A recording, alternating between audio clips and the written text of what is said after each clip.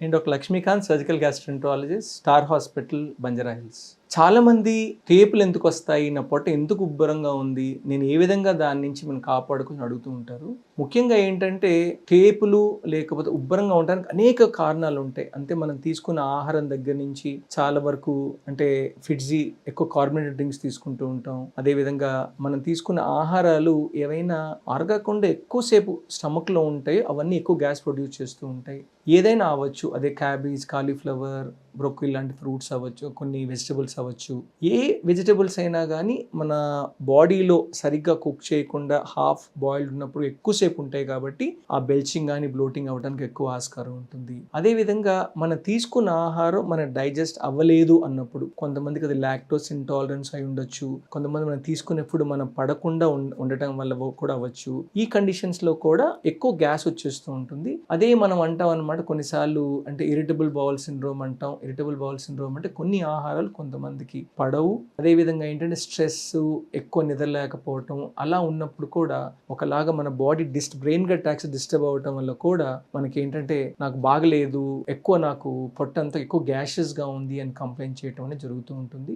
అదేవిధంగా ఏంటంటే ఇప్పుడు మన తీసుకునే ఆహారం సరిగ్గా లేనప్పుడు క్రిములు అనేది small intestinal bacterial over growth అంటాం. అంటే మన చిన్న పేగుల్లో సాధారణ క్రిములు ఉండకూడదు, కానీ అనేక రీజన్స్ వల్ల స్మాల్ ఇంటెస్టైన్స్ లో కూడా గ్యాసెస్, అంటే క్రిములు పెరగటం వల్ల ఆ ఆర్గనిజమ్స్ వల్ల మనకి ఏంటంటే ఎక్కువ గ్యాస్ గా ఉండటం, పొట్ట ఎప్పుడు ఉబ్బరంగా ఉంటాం, ఎప్పుడు తేపులు రావటం, అంటే అన్నెసరీగా, అంటే సడన్ కండిషన్స్ లో ఎక్కువ తేపులు తీసేయటం జరుగుతూ ఉంటుంది. కొంతమందికి ఏం కారణం లేకపోయినా గర్డ్ అంటాం, gastrointestinal oesophageal reflux disease. Reflux అంటే ఏంటంటే మన స్టమక్ కి అన్నం తినే పేగు ద్వారం లూజ్ గా ఉన్నప్పుడు ఏంటంటే ఊరికే మన పొట్ట కొంచెం నిండిపోయినా కానీ ఆ గాలి బయటకు తీయటం అనేది జరుగుతూ ఉంటుంది. ఎందుకంటే వాల్వ్ అనేది చాలా కామ్ గా ఉంటుంది కాబట్టి, గర్డ్ లో మన గ్యాస్ట్రల్ జంక్షన్ అనేది లూజ్ గా ఉంటుంది కాబట్టి చిన్న చిన్న రీజన్స్ కూడా మనం గ్యాస్ తీయటము, తేపుల్లాగా తీయటం ఉంటుంది. కాబట్టి ఫస్ట్ ఆ కండిషన్స్ లో ముఖ్యంగా మనం గర్డ్ కి ట్రీట్మెంట్ తీసుకోవాల్సిన అవసరం ఉంటుంది. అది యాజిడిటీ విధానం కానీ,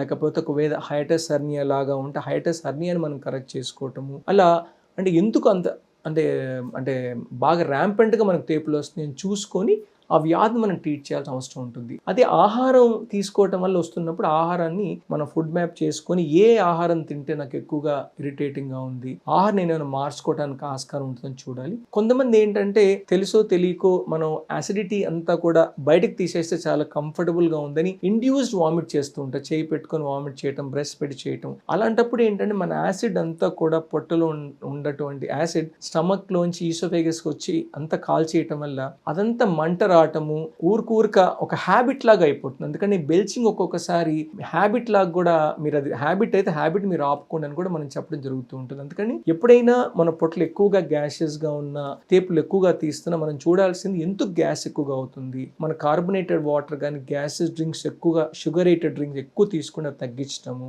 తీసుకున్న ఆహారము ఎక్కువ స్టమక్లో ఉండటం. అంటే ఏంటంటే అది ఏదైనా పిండి వస్తువులు అవ్వచ్చు, లేకపోతే ఏ ఆహారం అయినా మీకు పడని వస్తువులు అవ్వచ్చు, హై స్వీట్స్ అవ్వచ్చు.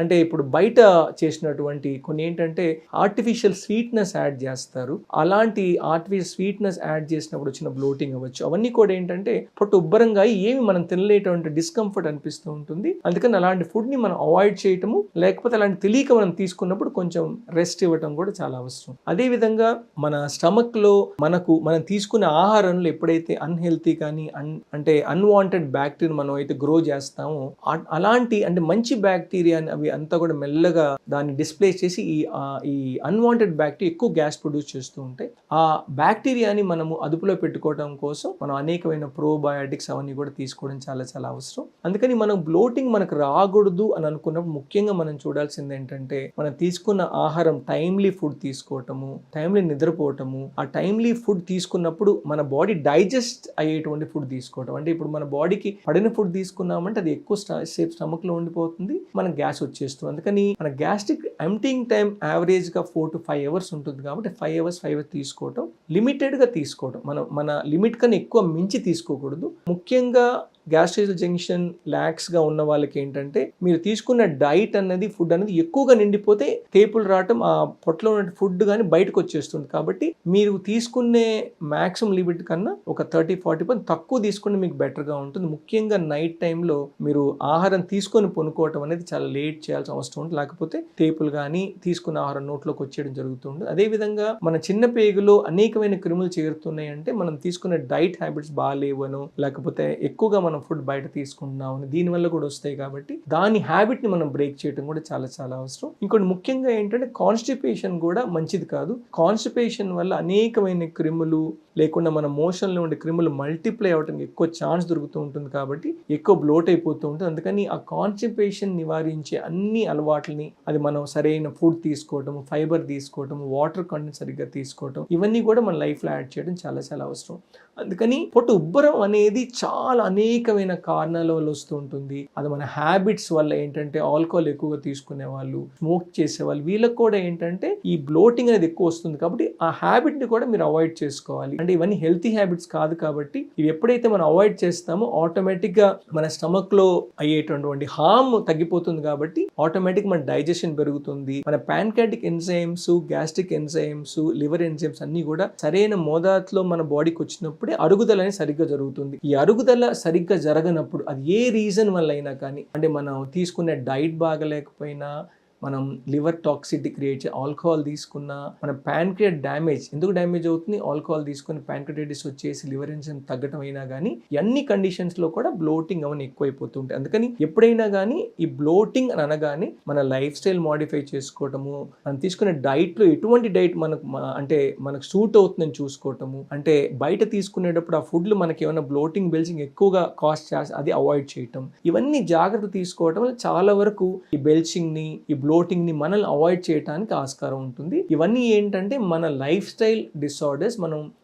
మనము మేజర్గా హెల్త్ ఇష్యూస్ అని చూసుకునే లోపల మన లైఫ్ స్టైల్ని మాడిఫై చేసుకొని, మన బిహేవియర్ ఏ డైట్ తీసుకున్నామని మాడిఫై చేసుకుంటే చాలా వరకు ఇటువంటి కండిషన్స్ దగ్గర నుంచి మనల్ని మనం కాపాడుకోవడానికి ఆస్కారం ఉంటుంది.